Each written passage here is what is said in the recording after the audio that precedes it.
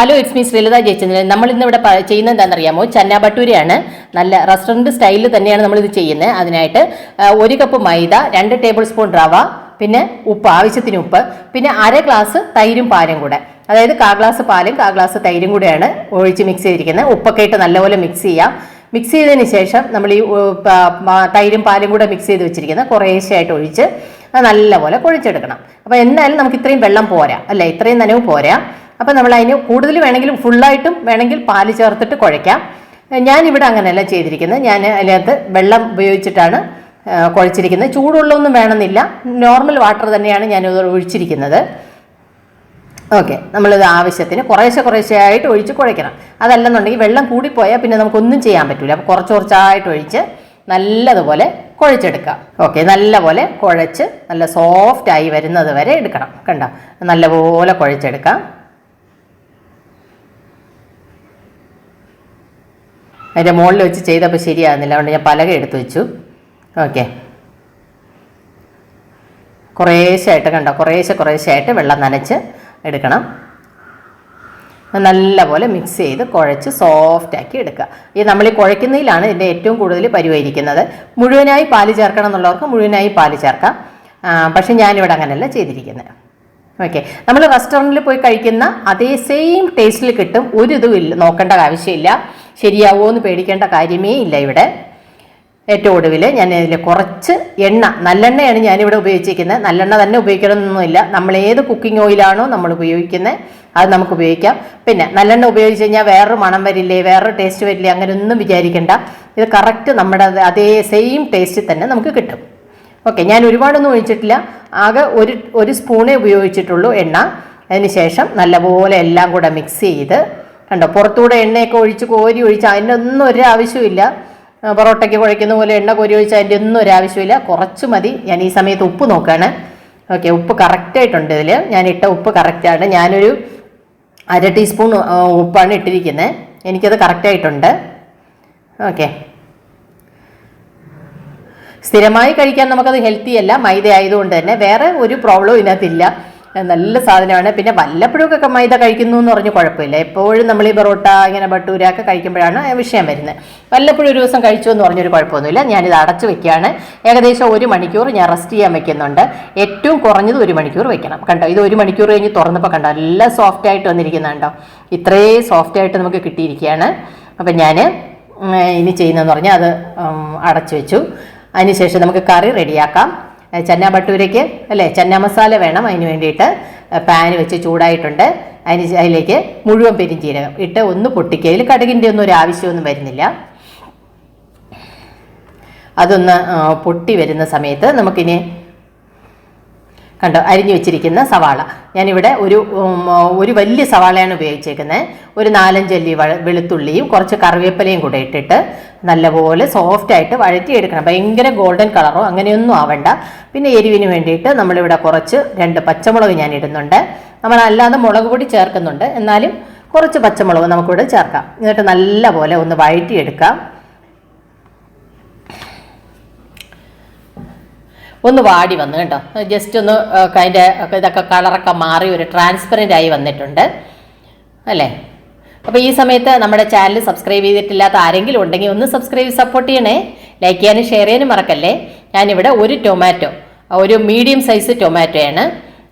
Tomato ഞാനിവിടെ പിന്നെ അരച്ച് പേസ്റ്റാക്കി വെച്ചിരിക്കുകയാണ്. എന്നിട്ട് ആ മിക്സിയിൽ തന്നെ കുറച്ച് വെള്ളം കൂടെ ഒഴിച്ചിട്ട് അത് കൂടെ ഒഴിച്ചു കൊടുത്തിട്ടുണ്ട്. നമ്മൾ ഈ പൊടിയൊക്കെ ഇടുന്ന സമയത്ത് ഇങ്ങനെ ഇച്ചിരി വെള്ളം ഒഴിച്ചതിന് ശേഷം പൊടി ഇട്ട് കഴിഞ്ഞാൽ ചില സമയത്ത് പാനൊക്കെ ഭയങ്കര ചൂടായിരിക്കും അല്ലേ. അപ്പം അങ്ങനെ വരുന്ന സമയത്ത് പിന്നെ ഇത് പൊടി കരിഞ്ഞു പോവില്ല. അതിന് ശേഷം നല്ലപോലെ വെള്ളം വറ്റിച്ചിട്ട് ആ പൊടിയുടെ മണമൊക്കെ റോ ടേസ്റ്റൊക്കെ പച്ച മണമൊക്കെ മാറ്റിയെടുക്കുക. ഞാനിപ്പോൾ കുറച്ച് കുരുമുളക് പൊടി ചേർത്തിട്ടുണ്ടെങ്കിൽ അതിന് ശേഷം ഇനി മുളക് പൊടി ചേർക്കാം. മുളക് പൊടി ഇതാ 1, 2, ഒരു 2.5 ടീസ്പൂണാണ്, ചെറിയ സ്പൂണാണ് ചേർത്തിട്ടുണ്ട്. കുറച്ച് മഞ്ഞൾപ്പൊടി, ഒരു 1/4 ടീസ്പൂൺ മഞ്ഞൾപ്പൊടി, പിന്നെ 1.5 ടീസ്പൂണോളം പിന്നെ മല്ലിപ്പൊടി. ഓക്കെ, ഇത്രയിട്ട് നല്ലപോലെ വഴറ്റിയെടുക്കുക. കണ്ടോ, ഇപ്പോൾ വെള്ളം ഒന്ന് വറ്റി വന്നിട്ടുമുണ്ട്. പക്ഷേ ഈ പിന്നെ പൊടികളൊന്നും കരിഞ്ഞു പോവില്ല, കാരണം അതിൽ ജലാംശം ഉള്ളതുകൊണ്ട് തന്നെ പെട്ടെന്ന് കരിഞ്ഞു പോവില്ല. ഓക്കെ, കുറച്ച് ഗരം മസാല ഇട്ട് കൊടുക്കുക. ഞാനത് ഒരു ടേബിൾ സ്പൂണോളം ഇട്ടിട്ടുണ്ട്. ടേബിൾ സ്പൂൺ അല്ല, ടീസ്പൂണാണ്. 1 ടീസ്പൂണോളം ഇട്ടിട്ടുണ്ട്. ഓക്കെ, ഞാൻ ഈ പറഞ്ഞ എല്ലാം ടീസ്പൂൺ കണക്കാണേ. ഓക്കെ, നല്ലപോലെ വഴറ്റിയെടുക്കാം. കണ്ടോ, ഇപ്പോൾ നമുക്ക് വെള്ളമൊക്കെ കറക്റ്റ് വറ്റി വന്നുണ്ടോ. ആ സമയത്ത് നമ്മൾ നല്ല ചൂടായ പാനിലോട്ടാണ് പൊടി ഇടുന്നതെങ്കിൽ ചില സമയത്ത് കരിഞ്ഞു പോകാനുള്ള ചാൻസ് ഉണ്ട്. അപ്പോൾ നമ്മളതിൽ വെള്ളത്തിൽ കൂടെ വെള്ളം മിക്സിയിൽ ഒഴിച്ച വെള്ളം കൂടെ അതിൽ ഒഴിച്ചത് കൊണ്ടാണ് അത് ചെയ്യില്ല. ഇനിയിപ്പോൾ നമുക്ക് ഞാനിതിൽ ഇതുവരെ ഉപ്പിട്ടില്ല, പക്ഷേ കടല വേവിച്ച സമയത്ത് ഞാൻ കുറച്ച് ഉപ്പിട്ടാണ് വേവിച്ചത്, വെള്ളക്കടല. അപ്പം അതുകൊണ്ട് തന്നെ അത് കണ്ട് വേണം ഇതിലിടാൻ. ഓക്കെ, ഇതിൽ ടൊമാറ്റോ ഒക്കെ ഉള്ളത് കൊണ്ട് നമുക്ക് ഉപ്പിടാതിരിക്കാൻ പറ്റില്ല, ഉപ്പ് വേണം. ഓക്കെ, ഇതിൻ്റെ പച്ചമണമൊക്കെ മാറി വരുന്നിടം വരെ ഇതിനെ ഒന്ന് ഈ പേസ്റ്റിനെ നമ്മൾ ഒന്ന് ഇളക്കി എടുക്കണം. ഇതിൽ വളരെ ലൈറ്റായിട്ട് എണ്ണയൊക്കെ തെളിഞ്ഞ് വരുന്നുണ്ട്. ഒരുപാട് വരാത്ത എന്തുണ്ടെന്ന് വെച്ചാൽ ഞാൻ വളരെ കുറച്ച് എണ്ണയെ ഒഴിച്ചിട്ടുള്ളൂ. അതുകൊണ്ടാണ് ഞങ്ങളിവിടെ എണ്ണയുടെ ഉപയോഗം പൊതുവേ കുറവാണ്. കണ്ടോ, ഇത് ഞാനൊരു 1/2 കപ്പ് പിന്നെ കടലയാണ്, വെള്ളക്കടല. അത് ഞാൻ പിന്നെ കുതിർത്ത് കിട്ടുമ്പോൾ നമുക്ക് ഇത്രയും കിട്ടും. കണ്ടില്ലേ? അപ്പോൾ നമ്മളത് എടുത്തിട്ട് ഉപ്പിട്ട് വേവിച്ചതാണ്. ഓക്കെ, അത് നമ്മൾ അതിലോട്ട് ആ വെള്ളത്തോടു കൂടി ഇതിലോട്ട് ഒഴിച്ചു കൊടുക്കുക. ഒഴിച്ചു കൊടുത്ത ശേഷം ഇതിനി നല്ലപോലെ തിളച്ചൊരു തിക്കായിട്ട് വരണം. നമ്മൾ ഈ ചന്ന ഭട്ടൂര വാങ്ങിക്കുന്ന സമയത്ത് ചന്ന മസാലയ്ക്കകത്ത് ചെറിയൊരു മധുരം ഉണ്ടല്ലേ, ആ മധുരത്തിന് വേണ്ടി നമ്മൾ ചേർക്കുന്നതെന്ന് പറഞ്ഞാൽ എന്താണെന്നറിയാം, സോസാണ് നമ്മൾ അതിന് വേണ്ടി ഉപയോഗിക്കുന്നത്. അത് നമുക്ക് ലാസ്റ്റ് ഇട്ട് കൊടുത്താൽ മതി. കണ്ടോ, ഇത് നല്ല ഗ്രേവി നല്ല കൊഴുത്തിട്ടുണ്ട്. പക്ഷെ നമ്മൾ കുറച്ചും കൂടെ വെള്ളം ഒന്ന് കുറുകി കിട്ടണം, കുറച്ചും കൂടെ ഒന്ന് കുറുകി കിട്ടണം. കണ്ടോ, ഉപ്പൊക്കെ നോക്കി ഞാൻ കറക്റ്റായിട്ട് ഉപ്പിട്ടിട്ടുണ്ട്. ഉപ്പ് ഈ സമയത്ത് നോക്കിയിട്ട് നിങ്ങൾക്ക് കുറവുണ്ടെന്നുണ്ടെങ്കിൽ നിങ്ങൾക്ക് ഇതിൽ ഉപ്പ് ചേർക്കാം. കാരണം ഞാൻ കടലയിലും കൂടെ ഉപ്പിട്ടു, അതുകൊണ്ടാണ് ഇതിൽ കുറച്ച് ഉപ്പിട്ടത്. ഓക്കെ, നല്ലപോലെ തിളച്ച് ഒന്ന് വറ്റി വരണം. ഇനിയിപ്പം നമ്മുടെ കയ്യിൽ അഥവാ സോസില്ല എന്നുണ്ടെങ്കിൽ കുറച്ച് പഞ്ചസാര ചേർത്താൽ മതി. കാരണം നമ്മൾ ടൊമാറ്റോ പിന്നെ പേസ്റ്റ് ആക്കി ഇട്ടിരിക്കുകയല്ലേ, അതുകൊണ്ട് തന്നെ കുറച്ച് പിന്നെ പഞ്ചസാര ഒരു 1/2 സ്പൂണോളം അല്ലെങ്കിൽ 1 ടേബിൾ സ്പൂണോളം പഞ്ചസാര ഇട്ടാൽ മതി. ഇതിപ്പോൾ ഞാൻ സോസും വളരെ കുറച്ചേ ഇട്ടിട്ടുള്ളൂ. കാരണം നമുക്ക് അതിൻ്റെ ഒരു മണം കിട്ടണം അല്ലേ, നമ്മൾ പുറത്തുനിന്ന് മേടിക്കുന്ന മസാലയുടെ സെയിം മണം നമുക്ക് കിട്ടണം. അതുകൊണ്ട് വളരെ കുറച്ചാണ് ഞാൻ ടൊമാറ്റോ സോസ് ഇട്ടേക്കുന്നത്. ഓക്കെ, അപ്പോൾ ചെറിയൊരു മധുരവും കിട്ടും, എന്നാൽ പിന്നെ കൂടുതലാവുമില്ല. ഓക്കെ, നമുക്ക് ഇതിൻ്റെ ടേസ്റ്റൊക്കെ ഒന്ന് നോക്കാം. കണ്ടോ, നല്ല തിക്കായി വന്നിട്ടുണ്ട് ഇപ്പം.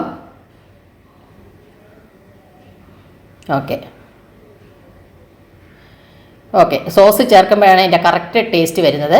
പിന്നെ നമുക്ക് വേണ്ടത് മല്ലിയിലയാണ്. മല്ലിയില എൻ്റെ കയ്യിൽ കുറച്ചുണ്ടായിരുന്നു, അതെല്ലാം കൂടെ ഞാൻ നുള്ളിപ്പറിച്ച് അതിനകത്ത് ഇട്ടിട്ടുണ്ട്.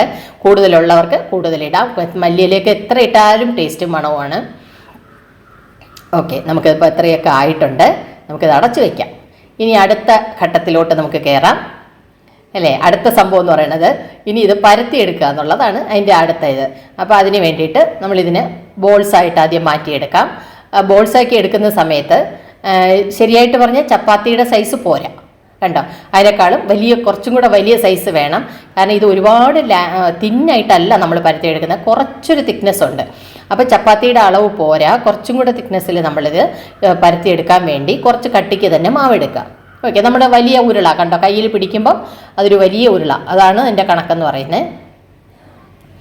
കണ്ടോ, ഞാനിപ്പോൾ ഇത് ഇത്ര ഇട്ട സമയത്ത് എനിക്ക് എത്ര കിട്ടിയിട്ടുണ്ട്, ഒരു പിന്നെ 6 എണ്ണം കിട്ടിയിട്ടുണ്ട്. ഓക്കെ, അതിന് ശേഷം നമ്മൾ മൈദപ്പൊടിയിൽ മുക്കിയിട്ട് നമുക്കതിനെ പരത്തിയെടുക്കാം. തീരെ നൈസായിട്ട് പരത്തരുത്, പരത്തി കഴിഞ്ഞാൽ നമുക്ക് പൊള്ളി കിട്ടാനൊക്കെ ഇത്തിരി പ്രയാസം വരും. പിന്നെ സൈഡൊക്കെ നമുക്ക് കറക്റ്റ് ഷേപ്പിന് വേണം എന്നുള്ളവർ പിന്നെ അത് പിന്നെ എന്താണ് ഒരടപ്പൊക്കെ വെച്ച് കട്ട് ചെയ്തെടുക്കുക. ഞാനങ്ങനെ നോക്കുന്നില്ല, എന്നാലും വലിയ കുഴപ്പമില്ലാതെ വലിയ പരിക്കില്ലാത്ത രീതിയിൽ എനിക്ക് കിട്ടുന്നുണ്ട്. കണ്ടോ, ഊരിയേക്കാളും കുറച്ചുകൂടെ വലിപ്പം വേണം. പിന്നെ ഒരുപാട് വലിയ സാധനമായി കഴിഞ്ഞാൽ വട്ടം കൂടിപ്പോയാൽ പിന്നെ നമുക്ക് അത്രയും വലിയ പാത്രം വേണം ഇത് ചുട്ടെടുക്കാൻ അല്ലേ. കണ്ടോ, ഷേപ്പ് വലിയ കുഴപ്പമില്ല. ഇത് കുഴപ്പമില്ല. കണ്ടോ, ഇതിൽ കുറച്ച് കട്ടിയുണ്ട്, എന്നാൽ പിന്നെ തീരെ തിക്നെസ് കുറവല്ല. കണ്ടോ, ഇത് തീരെ ചെറുതുമല്ല കേട്ടോ, വട്ടവും കുറച്ച് കറക്റ്റായിട്ട് വന്നിട്ടുണ്ട്. അപ്പോൾ ഇതിലും ചെറുതായിട്ടാണ്, ചെറിയ ചട്ടിയാണ് നമ്മൾ വയ്ക്കുന്നതെങ്കിൽ ചട്ടി പിന്നെ ഇത് പരത്തുന്നതും കുറച്ചും കൂടി ചെറുതായിട്ട് പരത്തിയെടുക്കുക. ഓക്കെ. അപ്പോൾ ഷേപ്പൊക്കെ കട്ട് ചെയ്യാൻ നിന്ന് കഴിഞ്ഞാൽ കുറേ മെനക്കെട്ട പണിയാവും. അതുകൊണ്ട് ഞാൻ പിന്നെ അതിനൊന്നും പോയില്ല. വലിയ പരിക്കില്ലാത്ത രീതിയിലൊക്കെ കിട്ടിയിട്ടുണ്ടെന്നാണ് എൻ്റെ വിശ്വാസം. മറ്റേ ഇന്ത്യയുടെ ഭൂപടം പോലെ അങ്ങനെയൊന്നും വന്നിട്ടില്ല. പണ്ട് ചപ്പാത്തിയൊക്കെ പരത്തി തുടങ്ങിയ സമയത്ത്, നമ്മൾ ചെയ്യുന്ന സമയത്ത് അങ്ങനെയൊക്കെ വരാറുണ്ട്. ഇപ്പം അതില്ല, ഇപ്പം അങ്ങനെ വന്നിട്ടില്ല. സാമാന്യം നല്ല രീതിയിൽ തന്നെ നമ്മൾ പരത്തി എടുത്തിട്ടുണ്ട്. വലിയ പരിക്കില്ലാത്ത രീതിയിൽ എടുത്തിട്ടുണ്ട്. അപ്പോൾ ഇതെല്ലാം നമുക്ക് പരത്തിയെടുക്കാം. പരത്തിയെടുത്തതിന് ശേഷം പിന്നെ ഇതും കൂടെ ചുട്ട് കഴിയുമ്പോൾ നമ്മുടെ സംഭവം റെഡിയായി കഴിയും അല്ലേ. ഓക്കെ. അപ്പോൾ അത്രയും പരത്തി എടുത്തിട്ടുണ്ട് ഞാൻ. ഇത് കണ്ടോ, പാൻ വെച്ചു. ഞാൻ ഇച്ചിരി വലിയ പാനാണ് വെച്ചിരിക്കുന്നത്. പാൻ വെച്ച് ചൂടാക്കിയതിന് ശേഷം എണ്ണ ചൂടായി. ഇവിടെ ഞാൻ വെളിച്ചെണ്ണയാണ് ഉപയോഗിച്ചിരിക്കുന്നത്.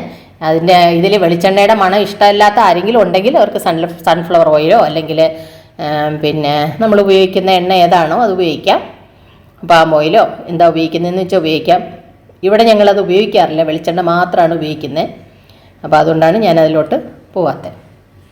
ഓക്കെ. അപ്പോൾ ഇനി നല്ലപോലെ ചുട്ടെടുക്കുക എന്നുള്ളതാണ് അടുത്ത ദൗത്യം. ഓക്കെ. എണ്ണ ചൂട് ഇച്ചിരി കുറവാണ്, അതാണ് അങ്ങനെ പെട്ടെന്ന് പൊള്ളി വരാത്തത്. കണ്ടോ, ചെറുതായിട്ട് പൊള്ളി വരുന്നുണ്ട്. കണ്ടോ,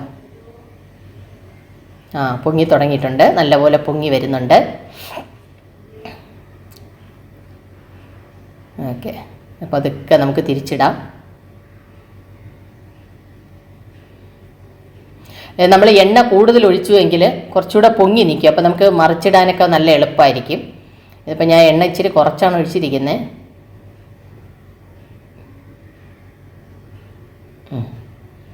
കണ്ടോ, 2 തവണ അങ്ങോട്ടും ഇങ്ങോട്ടും മറിച്ചിട്ട് കഴിയുമ്പോൾ ഇത് ആദ്യത്തേതായതുകൊണ്ടാണ് കേട്ടോ ഇങ്ങനെ ഇരിക്കുന്നത്. കാരണം ഓവർ ചൂടായി കഴിഞ്ഞാൽ അത് പെട്ടെന്ന് കരിഞ്ഞു പോകും. അതുകൊണ്ട് ഞാൻ ആദ്യത്തേത് അങ്ങനെ ഒരുപാട് ചൂടാവുന്നതിന് മുന്നെയാണ് എടുത്തിരിക്കുന്നത്. കണ്ടോ, കുറച്ചൊരു ബ്രൗണിഷൊക്കെ ആയിട്ട് വരുന്നുണ്ട്. കണ്ടോ, നല്ല ടേസ്റ്റുള്ളൊരു സംഭവമാണ്.